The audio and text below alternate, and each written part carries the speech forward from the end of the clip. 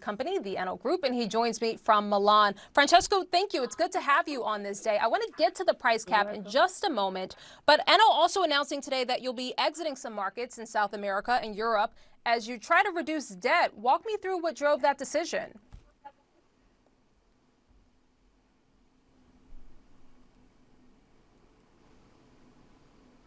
Francesco, can you hear me? I can hear you now, yes.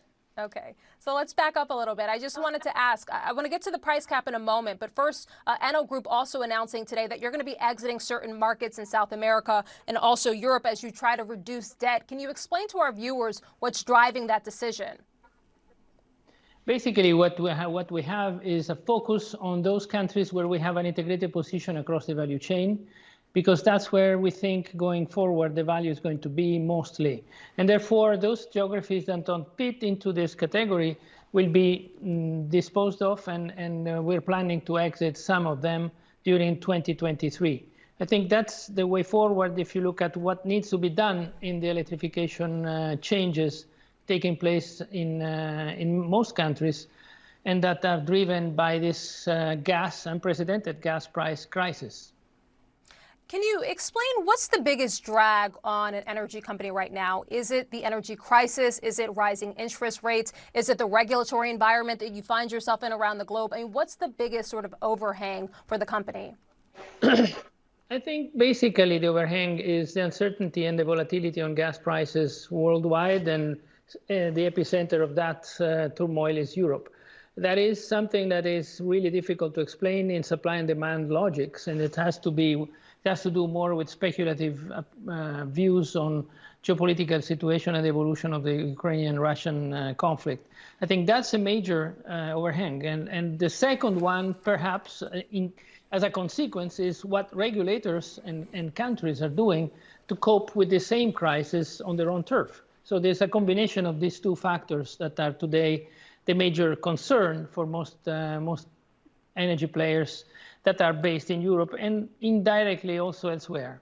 So let's circle back, I think, to one of the policies being initiated or suggested or proposed, right? So this price cap, so you appeared at least open to the idea of a price cap on gas. I want to pull up a tweet for you. The Association of European Energy Exchanges just tweeted in part that a price cap like this will actually undermine Europe's gas supply. Do you disagree, and why so?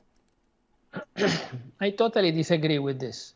The price we're paying in Europe for gas have nothing to do with actual prices of gas worldwide. And actually, I think this logic should be challenged at every possible step. I think we should start introducing a gas price cap, allowing additional cargoes that wouldn't be coming if this cap is strictly enforced, and seeing how many of them are going above the cap. I am concerned about the fact that we don't even try to do that. And I think it is a mistake at European level that this price cap is not enforced, has not been enforced before, and is not enforced right away, because we're just losing time. It will eventually have to kick in.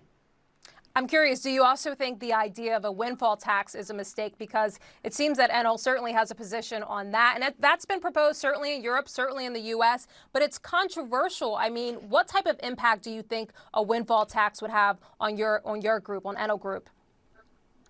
Look, I think if there is a windfall, it makes sense that this windfall is somehow taxed, so that some of that is clawed back. I have no issue with that. And I think it's just legitimate. And actually, if we had a windfall, I would be happily disposing of 20, 30, 40%, but keep the rest of the windfall. Windfall is a windfall. And I don't think there is much of a debate around this. What matters is that this windfall is a retroactive calculated windfall. You cannot calculate that windfall up front. You cannot have a preemptive windfall tax. That's not anymore a windfall tax. It's just a tax. Let's call a spade a spade. And I think windfall taxes apply and should be applied for sometimes something that happened in the past where a windfall materialized. And I think we have no issue with that. I think we should all pay windfall taxes the moment we more or less materialize a windfall in our accounts. Well, I think it'll be interesting to see if, in fact, we do see these policies, how they are, in fact, implemented. Francesco Starace, thank you. Appreciate the time today.